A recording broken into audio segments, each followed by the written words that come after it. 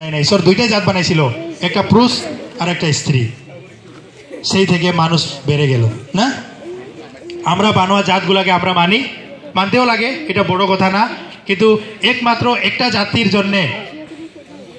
জাতির জন্যে এই পৃথিবীতে যিশু আসে নেই, সবার জন্যে, সবাকে বাঁচার জন্যে।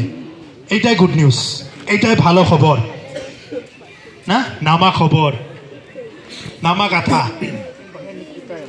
राम्रो খবর নেপালি। আমরা বলি খ্রিস্টান।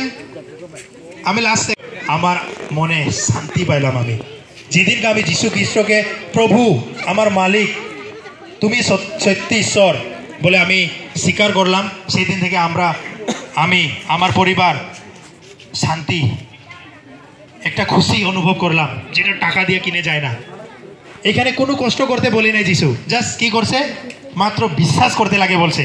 আপনাকে কোনো ত্যাগ করতে লাগে না, তপস্যা করতে লাগে না, পর্বত পাহাড়ে না, আগুনের উপরে চলতে লাগে না, মাত্র কি করতে লাগে, বিশ্বাস করতে লাগে। সেই বিশ্বাসটা আপনাদেরকে বাঁচাইতে পারবো, আরও কিছু না। আমিও বাঁচাইতে পারবো না আপনাদেরকে।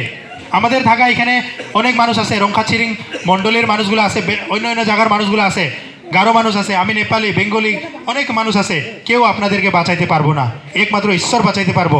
আর সেই ঈশ্বরকে আপনারা একটাই কাজ করতে লাগবে, বিশ্বাস করতে লাগবে। সেই ঈশ্বর আমাদের জন্যে জন্ম নিছে।